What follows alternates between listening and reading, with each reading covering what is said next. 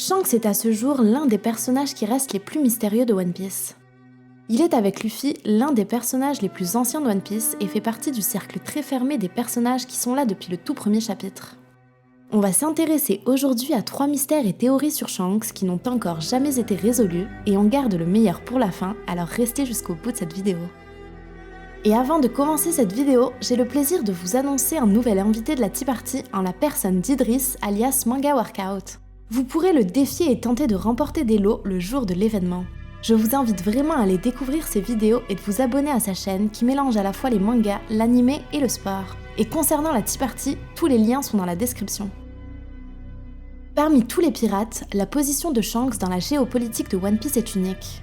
Il est à la fois un ex-membre des équipages du défunt roi des pirates, un capitaine faisant partie des 4 empereurs de la piraterie, et enfin un pirate entretenant de ce qu'on a vu des relations privilégiées avec le gouvernement mondial. Le Vivre Card publié en ce moment a récemment dévoilé de nouvelles informations officielles sur Shanks, notamment le fait que même si on ne sait toujours pas à combien elles s'élèvent, Shanks possède bel et bien une prime. Et les primes ne sont pas là pour décorer, elles montrent l'importance qu'accorde le gouvernement mondial dans la mort ou la mise hors circuit de certains individus. C'est alors étrange que Shanks puisse venir directement à Marijoa et s'entretenir de façon privée avec le Gorosei. De plus, le Gorosei à ce moment-là explique clairement qu'il accorde du temps à Shanks uniquement parce que c'est lui, et qu'il en serait autrement si c'était quelqu'un d'autre. Ils sont à ce moment-là en pleine rêverie, et il explique qu'étant donné sa position, il ne peut être mêlé aux affaires politiques du monde.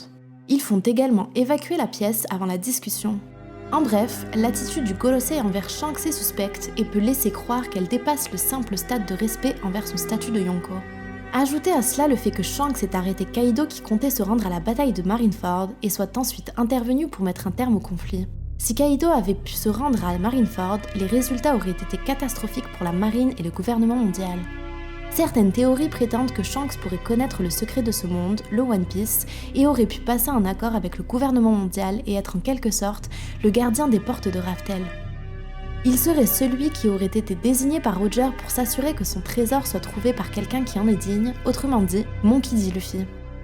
Shanks aurait donc les faveurs du gouvernement mondial en échange de son silence concernant le One Piece et le siècle oublié, mais serait secrètement en train de préparer l'ascension au trône du futur roi des pirates. Difficile de ne pas parler de l'une des idées les plus répandues sur Shanks qui consiste à dire qu'il est en fait l'un des grands manipulateurs de l'histoire de One Piece. Plusieurs détails permettent d'avoir des doutes. Et parmi eux, celui qui remonte jusqu'au premier chapitre pour essayer de comprendre ce que pouvait bien faire Shanks dans un village perdu sur East Blue avec en sa possession un fruit du démon. Shanks est originaire de West Blue qui est à l'opposé et qui est une mer bien plus dangereuse puisqu'elle est située juste sous le Nouveau Monde. Il paraît étrange que Shanks ait laissé un fruit du démon, qui est quelque chose d'extrêmement rare, sans protection, dans un coffre sur un bar d'une île perdue. Pour la suite, difficile de croire qu'il ait aussi perdu un bras contre un simple monstre marin, lui qui à l'époque rivalisait déjà avec Mihawk en termes de puissance. Pour beaucoup, Shanks qui n'était qu'un simple matelot sans réelle importance dans l'équipage de Roger et qui aurait pu avoir accès aux secrets les mieux gardés du monde, n'était peut-être finalement pas celui dont parlait Roger quand il disait qu'un élu digne du One Piece finirait par le trouver. On peut le voir lors de la rencontre entre Shanks et Barbe Blanche, quand ce dernier ne lui demande pas contre qui il a perdu son bras, mais à qui il a laissé son bras.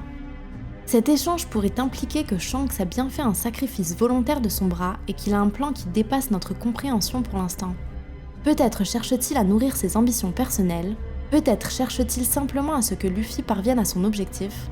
Difficile à dire, mais ce qui est sûr, c'est que Shanks a peut-être un plan qui se développe depuis le début de l'aventure et dont on n'a pas encore les clés pour le comprendre. Et enfin, passons à un mystère qui concerne plus la vie personnelle de Shanks puisqu'on va parler de son potentiel fils. Comme vous le savez, Shanks fréquentait beaucoup le village de Fushia, situé sur l'île de Down, et c'est là qu'il a rencontré Luffy.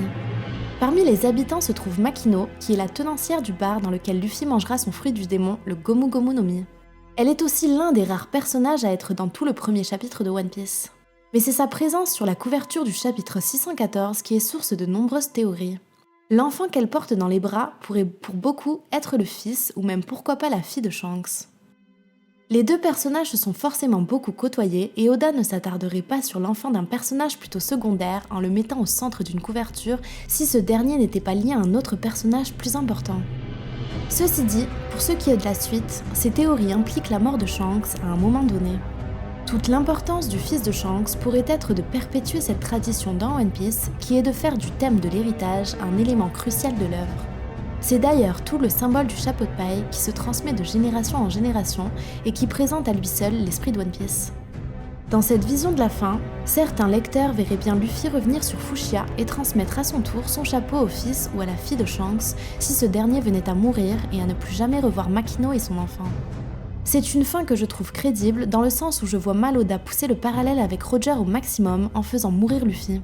Ce que je le vois bien faire par contre, c'est finir One Piece sur le symbole le plus fort de l'œuvre et laisser une fin vraiment ouverte qui mettrait une ultime fois en avant le fait que Luffy n'est qu'un personnage qu'on suit, mais que le monde de One Piece est tellement vaste qu'il y a encore de la place pour bien des aventures.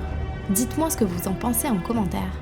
Et si vous pensez avoir des débuts de réponse à certains de ces mystères et de ces théories, dites-le moi aussi en commentaire. Quant à moi, je vous donne rendez-vous à la Tea Party les 20 et 21 avril prochains et très bientôt pour de nouvelles vidéos. D'ici là, portez-vous bien. A bientôt sur Alpo Channel.